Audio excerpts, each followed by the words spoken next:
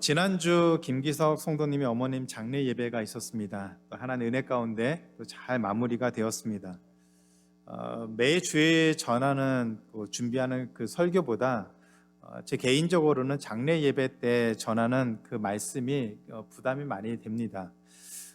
죽음이라고 하는 모든 사람들의 공통된 그 상황을 나누어야 하고, 또 돌아가신 분, 또 남은 유가족들의 그 슬픔 당하는 그 마음을 또 위로하고, 참석하신 분들의 또 신앙에 대한 고민들을 또 함께 나누어야 되는 자리이기 때문에 많은 그 부담감이 있는 것이 사실입니다. 동시에 장례 예배 설교는 다른 어떤 것보다도 복음을 전할 수 있는, 가장 정확하게 전달할 수 있는 그런 곳이기 때문에 저 개인적으로 매우 중요하다라고 생각을 합니다. 그래서 한편으로는 부담이 있고, 또 한편으로는 복음을 나눌 수 있는 기회라는 생각을 갖고 말씀 또 장례 예배를 준비하고 인도를 하게 됩니다. 죽음은 우리에게 있어서, 인간에게 있어서 피할 수 없는 것이죠. 모든 사람들이 다 죽게 됩니다. 이 땅에 오는 것은 순서가 있지만 죽음은 순서가 없다고 말하는 것처럼 모든 사람은 죽는데 언제 그 죽음이 찾아올지 아무도 알 수가 없습니다. 그래서 전도서 기자는 전도서에서 이렇게 말을 합니다. 곤고한 날이 이르기 전에, 아무 낙이 없다고 할 해들이 가깝기 전에 창조주 하나님을 기억하라. 다른 말로 하면 죽기 전에, 우리에게 인생의 가장 마지막에 이르기 전에 창조주 하나님을 만나야 한다, 알아야 한다, 기억해야 된다라고 얘기를 하고 있습니다. 그렇기 때문에 모든 사람에게는 복음이 필요합니다. 복음이 우리에게 오기까지 중요한 사건들이 많이 있었습니다. 오늘 나누는 말씀은 이 복음이 우리에게 오는 그 길을 열어주는 매우 중요한 사건의 시작이라는 점에서 굉장히 중요한 사건입니다. 그래서 오늘과 다음 주 2주에 걸쳐서 모든 민족을 위한 복음이라는 제목으로 2주에 걸쳐서 말씀을 함께 나누려고 합니다. 사도행전을 이해하려면 사도행전 1장 8절을 잘 알아야 됩니다. 사도행전 1장 8절에 보면은 오직 성령이 너희에게 임하시면 너희가 권능을 받고 온 예루살렘과 온 유대와 사마리아와 땅끝까지 이르러 내 증인이 되리라 라고 말씀하셨습니다. 성령이 임하면 예수님의 제자들이 예루살렘과 그 주변에 있는 유대와 또 사마리아와 더 벗어나서 땅끝까지 그 복음을 전해야 된다라는 것이 이 사도행전 1장 8절의 말씀입니다. 그래서 이 1장 8절의 한 절의 말씀이 사도행전 전체의 내용과 앞으로 진행되는 그 방향에 대해서 정확하게 설명을 하고 있습니다. 사도행전 2장에서 성령이 강림한 뒤에 6장까지 예루살렘에서 복음이 급속도로 전해지고 있는 것을 보여주고 있습니다. 그래서 예루살렘에 사는 수많은 사람들이 복음을 듣고 예수님 믿는 놀라운 역사들이 일어났습니다. 그리고 사도행전 7장에서 스데반 집사가 핍박을 받아서 죽게 되었는데, 돌에 맞아 죽게 되는데, 이것을 계기로 해서 예루살렘에 그리스도인에 대한 대대적인 핍박이 일어나게 됩니다. 그 핍박으로 인해서 유대인들이 예루살렘을 벗어나서 온 유대와 사마리아 모든 지역으로 사방으로 흩어졌습니다. 그런데 사도행전 8장 4절에 보면 핍박을 당해서 그 핍박을 피해서 흩어진 그리스도인들이 그냥 단순하게 흩어지는 것으로 끝나는 것이 아니라 흩어지면서 복음을 전했다라고 얘기를 하고 있습니다. 잡히지 않기 위해서 그 핍박을 피해서 도망다니는 중에도 그리스도인들이 복음을 공개적으로 전했습니다.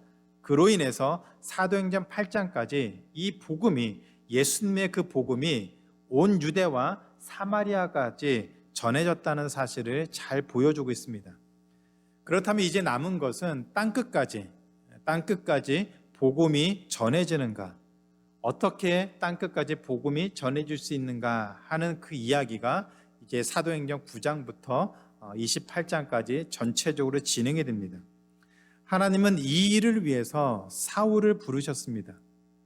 사도행전 9장에서 흩어진 그리스도인들을 잡기 위해서, 체포하기 위해서 다메섹으로 향하던 사울이 부활하신 예수님을 만나서 회심을 하고 그리스도인이 되어서 오히려 복음을 전하는데 가장 앞장서는 사람으로 등장을 하게 됩니다. 하나님은 땅끝까지 복음을 전할 핵심적인 인물로 그 사울을 부르셔서 그를 통해서 놀라운 일을 하실 것을 준비하셨습니다. 여기까지가 작년 10월까지 저희가 살펴본 사도행전 9장 31절까지의 내용입니다. 그런데 복음을 땅끝까지 전하기 위해서 필요한 것이 한 가지가 더 있었습니다. 유대와 사마리아를 넘어서 복음이 땅끝까지 전해지기 위해서는 그 땅끝까지 가는 동안 만나는 이방인들, 땅끝에 사는 모든 민족들에게 복음을 전해야 합니다. 당연한 것이겠지요. 우선 복음을 전할 사람을 하나님은 사울로 불러주셨습니다. 그런데 사울을 비롯한 유대인들은 자신들과 같은 동족인 유대인들에게 복음을 전하는 데는 전혀 문제가를 삼지 않았습니다. 예루살렘에 사는 유대인들, 그들이 헬라파 유대인이든 히브리파 유대인이든 유대인들에게 복음을 전하는 데는 전혀 문제가 없었습니다. 그런데 복음이 이 유대인들을 넘어서 다른 민족에게까지, 다른 이방인들에게 전해지는 것은 쉬운 문제가 아니었습니다. 유대인들은 기본적으로 이방인과 유대인들은 자신을 구별해 놓았습니다. 그래서 심지어는 밥도 같이 먹지 않았습니다. 그래서 이방인에게 복음을 전하는 것은 결코 쉬운 문제가 아니었습니다.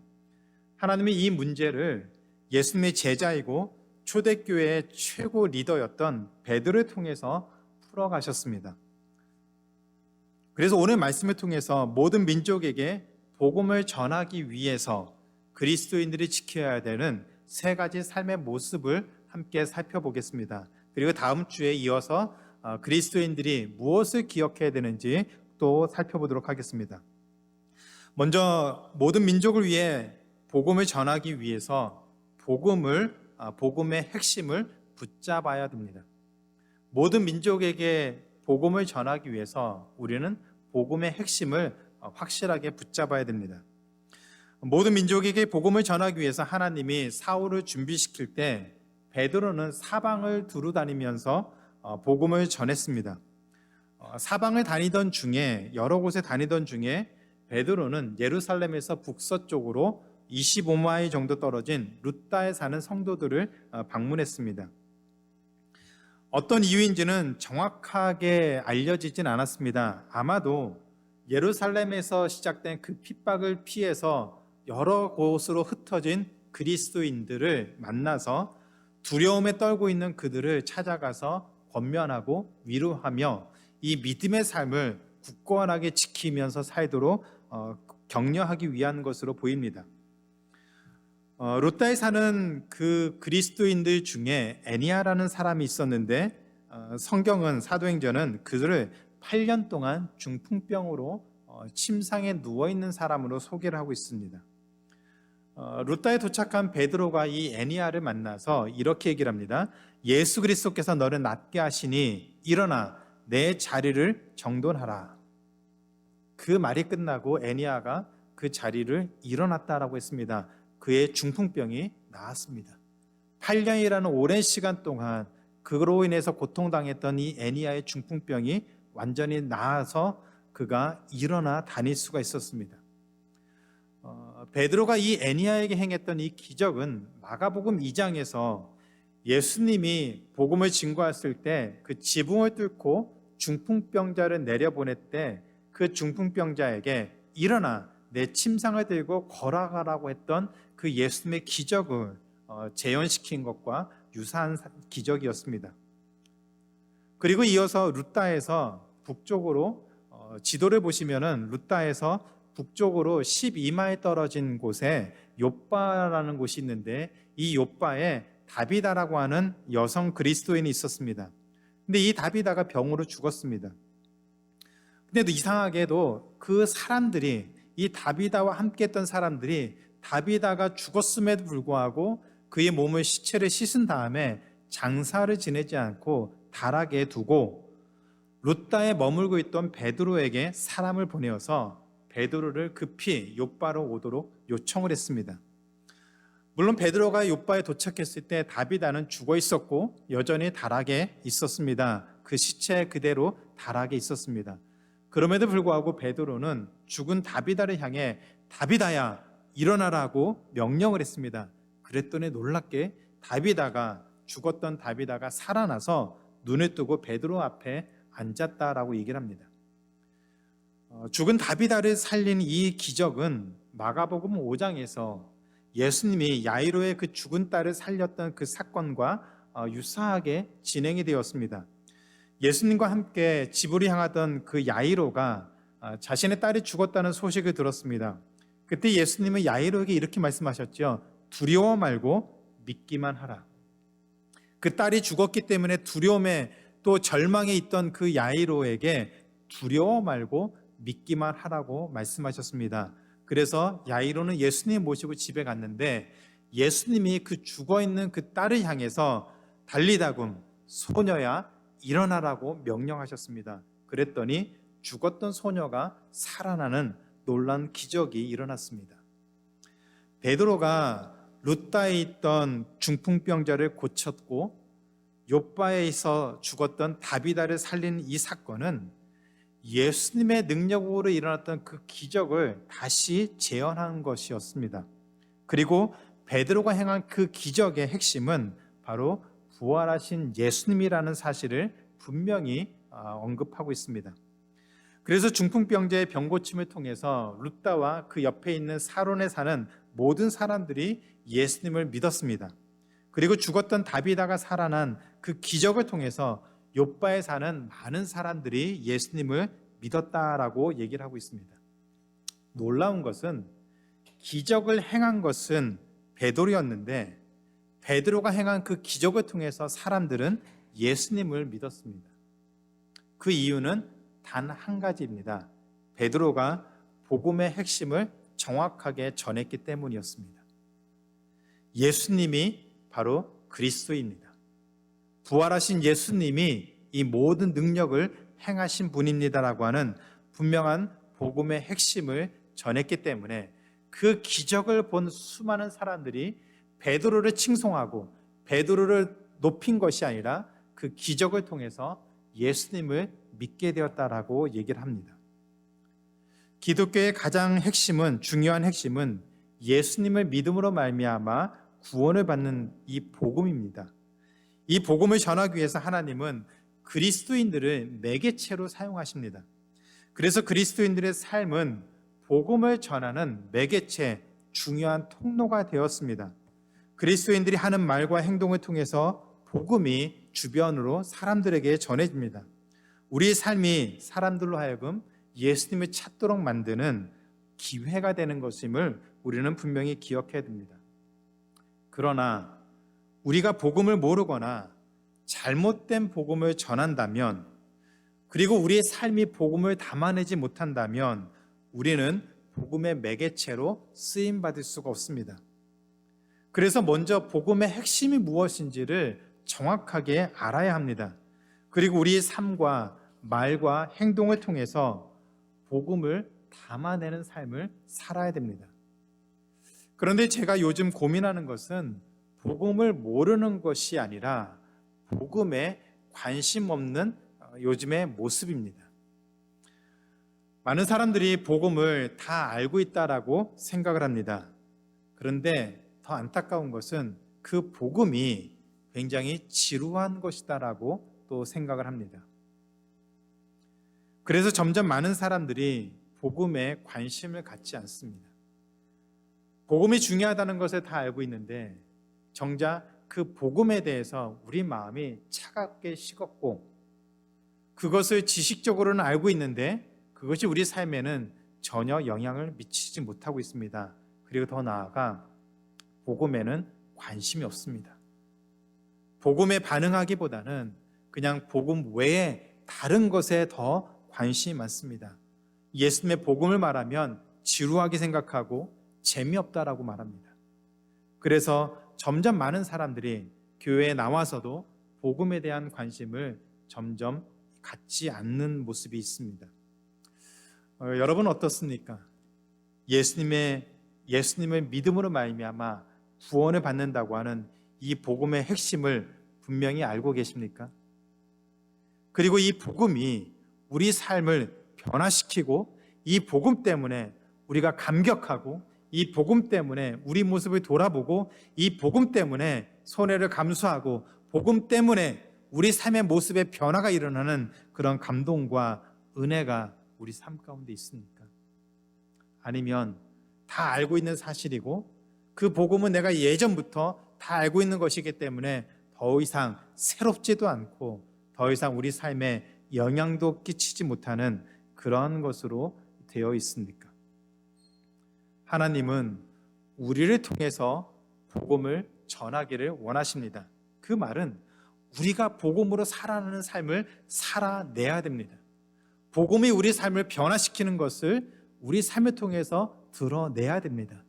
우리 삶이 복음에 감동을 하고 복음에 변화되고 그로 인해서 우리 삶 속에서 복음이 살아있다는 것을 드러내야만, 우리 말을 통해서, 우리 삶을 통해서, 우리 행동을 통해서 드러내야만 세상에 우리 삶을 통해서 복음이 전해지는 매개체로 쓰임받을 수가 있습니다.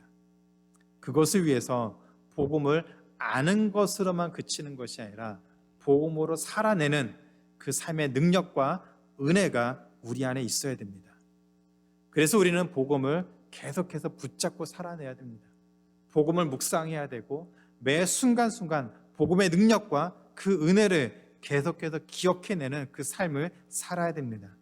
죄사함의 은혜를 묵상하며 구원의 감격을 우리 삶 가운데 회복할 수 있도록 기도하고 하나님의 은혜를 구해야 됩니다.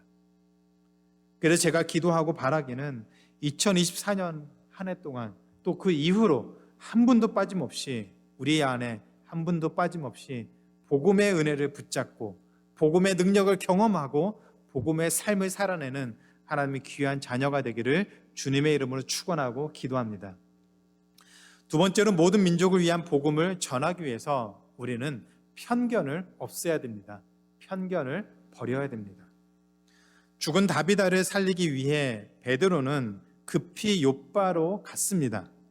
그런데 다비다가 살아난 다음에도 베드로는 욥바에 며칠 더 머물렀다라고 했습니다. 사도행전 9장 43절에 보면 베드로는 시몬이라 하는 무두장의 집에 여러 날 머물렀습니다.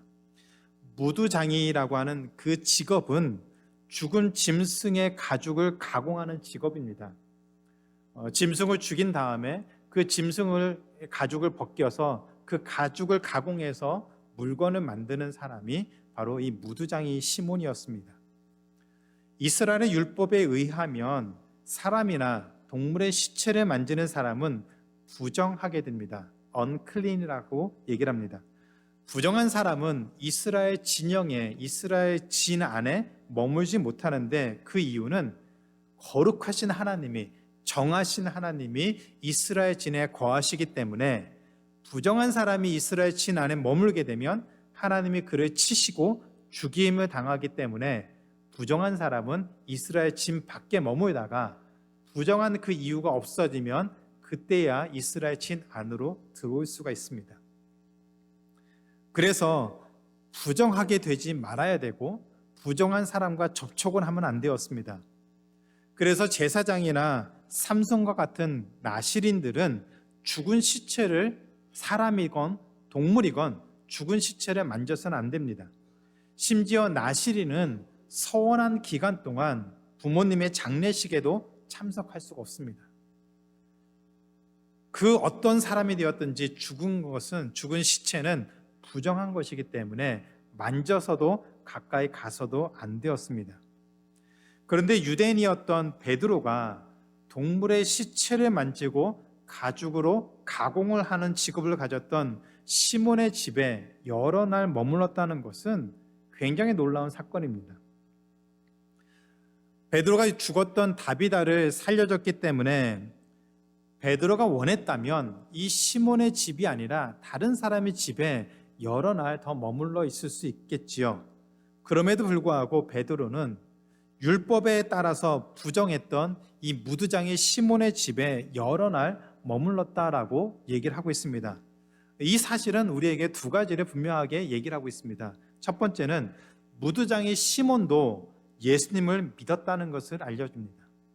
그리고 두 번째는 율법에 의해 부정한 사람도 복음을 통해서 구원을 받았다는 사실을 알려줍니다. 비록 율법으로는 부정한 사람이고 가까이 해서는 안 되는 사람이지만 복음이 그 부정한 것을 없애어서 그도 구원을 받을 수 있었다는 것을 알려주고 있습니다. 따라서 율법이 부여했던 부정이라는 그 편견이 베드로에게는 더 이상 문제가 되지 않았습니다. 이 사실은 다음 주에 살펴보는 이방인이었던 그 고넬료가 율법에 대한 그 부정한 사람이었음에도 불구하고 베드로가 그에게 나아가 그 율법의 부정한 그 편견을 극복하는데 굉장히 중요한 계기가 되는 사건이었습니다. 그래서 베드로는 무드장이 시몬에게 복음을 나눠주며 그리스도 안에서 참된 교제를 나눌 수가 있었습니다. 이처럼 베드로가 율법의 편견을 극복하고 무드장이 시몬과 복음을 나눴다는 사실은 모든 민족에게 복음을 전해야 하는 우리에게도 굉장히 중요한 도전을 주고 있습니다. 복음으로 말미암아 우리는 더 이상 부정에 대한 언클린이라고 하는 부정에 대한 율법을 더 이상 지킬 필요가 없습니다. 그래서 더 이상 사람을 부정한 사람, 정한 사람으로 나눌 필요도 없습니다. 그럼에도 불구하고 우리는 여전히 편견이 있습니다. 경제적인 편견이 있고 정치적인 편견이 있고 사회적인 편견과 성별과 연령에 대한 편견이 있습니다.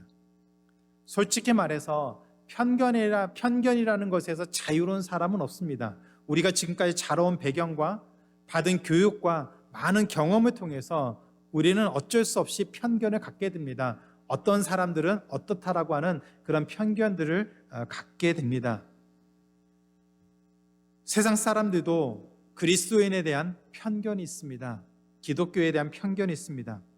우리가 다른 사람에 대해서 편견을 갖거나 세상이 우리에게 대한 편견을 가질 수 있습니다. 그러나 이런 편견을 복음으로 넘어서야 됩니다.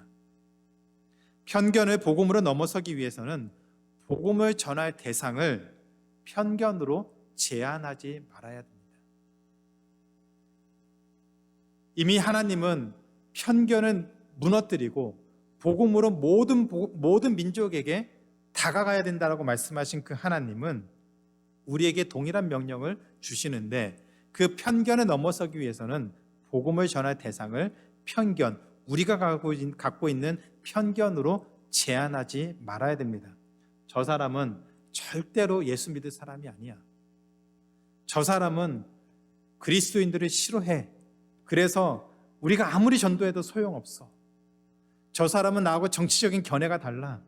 저 사람은 나하고 사는 게 달라. 수준이 달라. 그 어떤 생각도 어떤 편견도 복음을 가로막아서는 안 됩니다. 가로막을 수가 없습니다. 오히려 우리가 그런 편견, 우리의 경험에 근거한 그런 기존 생각들을 버리고 복음을 더욱더 적극적으로 전해야 됩니다. 예전에 고구마 전도왕으로 잘 알려진 김기동 목사님이 모든 사람을 고구마로 분류했습니다. 모든 사람은 고구마다. 근데 그 고구마 안에 세 가지 종류의 고구마가 있다고 했습니다. 생고구마, 완전히 그리스도에 대해서 복음에 대해서 아예 모르는 생고구마, 그리고 덜 익은 고구마, 그리고 잘 익은 고구마 세 분류로 분류를 했습니다. 근데 세 분류로 분류한 것은 기독교에 대한 복음에 대해서 아는 정도로 나눈 것이지 고구마라고 하는 사실 자체로 나눈 것은 아니었습니다. 모든 사람은 복음이 필요한 사람이다라고 생각을 했습니다. 복음에는 편견이 있어서는 안 됩니다. 누구나 똑같이 복음이 필요하다는 것을 기억해야 됩니다. 누군가 우리에게 대한 편견을 버리고 우리에게 다가와 복음을 전했기 때문에 우리가 예수님을 믿게 된 것이고 오늘 이렇게 앉아서 하나님께 예배드리는 이 복된 삶을 누리고 있는 것처럼 우리 또한 다른 사람들에 대한 편견을 버리고 모든 사람이 복음을 들어야 되고 복음을 통해서 구원을 받아야 되기 때문에 그 사람들에게 나아가는 것, 그것이 먼저 부름받은 우리가 감당해야 될 삶의 모습입니다. 그래서 이제 우리도 복음에 대한 편견을 버리고 사람들에 대한 편견을 버리고 우리가 가지고 있는 기존의 생각들을 버리고 경험에 근거한 모든 판단들을 버리고 복음을 전하는데 더욱더 적극적으로 나서야 됩니다. 그래서 2024년에 제가 기대하고 여러분에게 간곡히 부탁하는 것은 2024년 올 한 해 동안 3명 이상에게 복음을 전해보시길 간곡히 부탁드립니다. 지금까지 우리 삶 속에서 얼마나 전도했는지 그것은 모르겠지만 올 한 해는 3명 이상에게 꼭 복음을 전할 수 있는 기회를 반드시 가져보셨으면 좋겠습니다. 그래서 올해가 다 지나가기 전에 여러분의 옆자리에 앞에 뒤에 잘 익은 고구마와 함께 예배드릴 수 있는 그 은혜가 우리 안에 일어나기를 기도합니다. 한 분도 빠짐없이 복음을 전하는 데 더욱더 앞장서시기 바랍니다.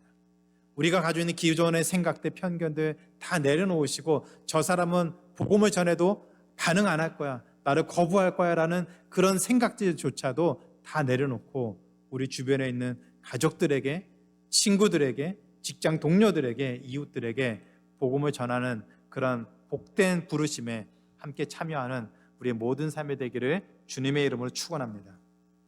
세 번째, 모든 민족을 위한 복음을 전하기 위해서 하나님의 섭리를 신뢰하며 살아야 됩니다.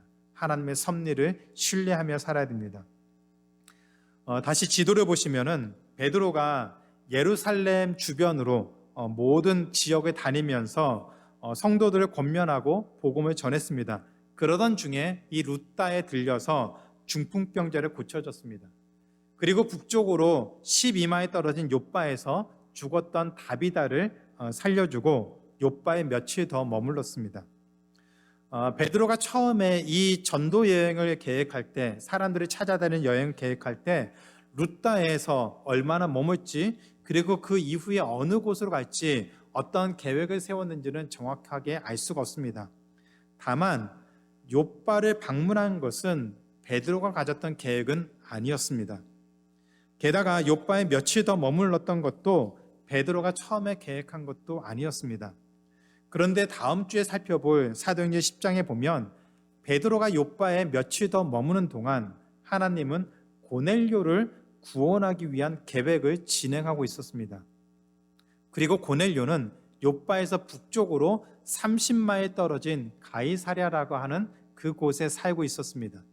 지도에서 보시는 것처럼 예루살렘을 떠나서 베드로가 루다, 욥바, 그리고 가이사랴까지 가는 이 모든 과정은 베드로가 처음부터 세웠던 계획이 아니었습니다. 하나님이 베드로를 인도하시는 하나의 과정이었습니다.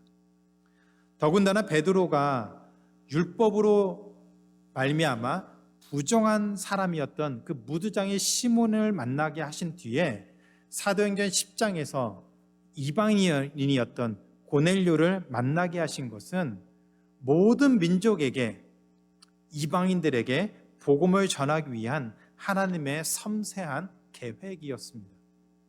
우리는 이것을 하나님의 섭리라고 말을 합니다. God's providence. 하나님이 계획하시고 하나님이 이끄셔서 인도하시는 하나님의 섭리라고 말을 합니다. 세상 사람들은 이것을 우연이다라고 말을 하죠. 우연히 일어나는 것이야. 베드로가 루다에 간 것도, 루다에서 중풍병자를 고쳐준 것도, 루다에서 욥바를 들려서 죽었던 다비다를 고쳐준 것도, 시몬의 집에 며칠 더 머무르고 또 가이사랴에 가서 이 고넬료를 만난 이 모든 것들이 우연이다라고 말을 합니다. 세상 사람들은 재수가 있어서 또 재수가 없어서 일어난 우연과 같은 사건이라고 얘기를 합니다. 그런데 하나님을 믿는 사람은 그것이 우연이 아니라 하나님의 놀라운 섭리 가운데 우리에게 은혜를 베푸시는 하나님의 섭리, 인도하심이라는 것을 분명히 기억해야 됩니다. 그리스도인에게는 우연이 없습니다. 하나님을 믿는 그리스도인에게는 우연이라는 것이 없습니다. 하나님의 섭리 가운데 우리를 위해서 가장 선한 길을 이끌어 가시는 하나님의 인도하신 가운데 우리 삶에 일어난 모든 사건임을 기억해야 됩니다. 그렇기 때문에 그리스도인들에게는 모든 순간이 의미가 있는 것이고 헛된 것이 없습니다. 때로는 우리가 생각하고 계획한 것이 아니고 또 절망과 어려움이 생길 때 그것을 이해하지 못하고 이해할 수 없어서 답답할 수는 있지만 하나님이 선하신 뜻을 가지고 우리 삶을 인도하시는 하나님의 선하신 섭리라는 것을 분명하게 기억해야 됩니다. 사도 바울은 고린도 후서에서 하나님의 섭리가 우리 삶 가운데 어떻게 일어나는지를 잘 보여주고 있습니다. 고린도 후서 1장 6절 같이 한번 읽겠습니다. 시작. 우리가 환난 당하는 것도 너희가 위로와 구원을 받게 하려는 것이요 우리가 위로를 받는 것도 너희가 위로를 받게 하려는 것이니 이 위로가 너희 속에 역사하여 우리가 받는 것 같은 고난을 너희도 견디게 하느니라. 사도 바울이 감옥에 갇혀 있을 때에 이 고린도 교회의 그 고난에 대한 이야기를 듣고 그들에게 편지를 쓰면서 내가 당한 이 고난이 고난으로서 끝나는 것이 아니라 너희에게 대한 위로와 권면으로 먼저 당한 것이다 라고 얘기를 하고 있습니다. 내가 당한 이 고난이 다른 누군가를 위로하는 기회가 될 수 있다라는 그 고백을 하고 있습니다. 이 또한 하나님의 섭리이기 때문에 하나님의 선하심을 믿고 하나님의 선하신 계획과 인도하심 가운데 우리를 이끌고 있다는 것을 믿고 인내하며 믿음으로 살아야 된다는 것을 가르치고 있습니다. 제가 잘 아는 선배 목사님이 오래전부터 공황장애를 알아왔습니다. 공황장애 때문에 교회 사역, 굉장히 큰 교회에서 사역도 담임 목사도 하셨는데 그 사역을 다 내려놓고 지금 다른 교회 사역이 아니라 좀 가난한 성도들이 향한 예전에 교회 다녔지만 또 지금 교회 다니고 있지 않는 또 아직 하나님을 모르는 그런 사람들을 위한 사역들을 하고 계시는 분이 계십니다. 이 선배 목사님이 공황장애를 앓고 있는 한 전도사님을 소개를 받아서 그 전도사님과 함께 만나서 나눈 이야기를 제가 들었습니다. 잠깐 그 이야기 나누겠습니다. 전도사님 만나서 목사님이 이렇게 얘기를 했습니다.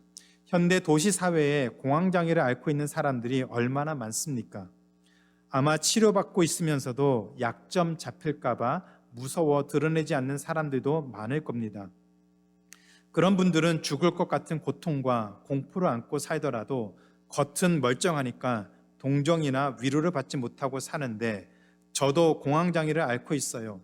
얼마나 힘드세요라고 공감만 해줘도 위로를 받더라고요. 전도사님이 너무 힘들어하는 공황장애가 사역의 장애가 아니라 오히려 사역의 통로가 될 수 있습니다. 헨리 나우엔의 책 제목처럼 상처 입은 치유자가 될 수 있습니다. 예수님이 이 땅에서 오해받고 모욕받고 수치를 당하고 비참하게 죽으셨기 때문에 우리의 아픔과 슬픔을 공감하시는 것 아니겠습니까? 우리가 마음 놓고 우리 속 이야기를 할 수도 있고요. 하나님이 이유 없이 전도사님을 힘들게 하시는 것은 아닐 겁니다. 아마 이렇게 아픈 누군가를 받아주고 위로하고 격려하고 잘 세워주기 위해 먼저 아픔을 겪게 하는 것일 수 있습니다. 제가 먼저 공황장애로 아팠기에 이렇게 전도사님에게 조언할 수 있는 것처럼 말이죠. 그 이야기를 들은 전도사님이 정말 큰 위로를 받고 목사님의 말씀을 듣고 자신의 모습을 다시 한번 돌아보게 되었다는 그런 말씀을 나눴습니다. 지난주에 살펴본 것처럼 로마서 8장 28절 하나님을 사랑하는 자 곧 그의 뜻대로 부르심을 입은 자들에게는 모든 것이 합력하여 선을 이룬다라고 말씀했습니다. 그 말씀은 우리의 삶을 하나님이 선하게 인도하신다는 이야기입니다.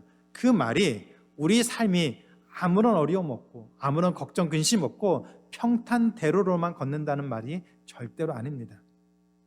그 과정 가운데 때로는 고난을 당할 수 있고 이해할 수 없는 일이 생길 수도 있고 그로 인해서 좌절하고 절망하고 혼자 아파하는 그 고통의 시간을 경험할 수는 있지만 하나님이 그 과정을 통해서도 마지막의 결과를 선하게 이끌어 가시는 하나님의 섭리를 믿고 따라가라는 이야기입니다. 하나님의 섭리를 통해서 하나님이 우리를 지키시고 인도하신다는 약속을 우리가 분명하게 기억해야 됩니다.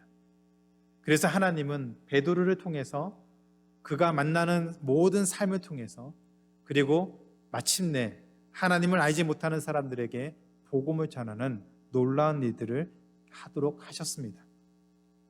그 일의 유익을 통해서 오늘 우리가 복음을 듣게 되었고 예수 그리스도를 믿음으로 말미암아 하나님의 자녀가 되는 이 은혜를 누리면서 살고 있습니다. 그렇기 때문에 우리 안에 일어나는 모든 일 가운데 하나님의 섭리를 믿으시고 견디고 인내하는 가운데 그 믿음의 삶을 계속해서 살아내야 합니다. 그 과정을 통해서 하나님이 우리의 삶을 어떻게 선한 길로 이끌어 가시는지 기대하고 살아가셔도 됩니다.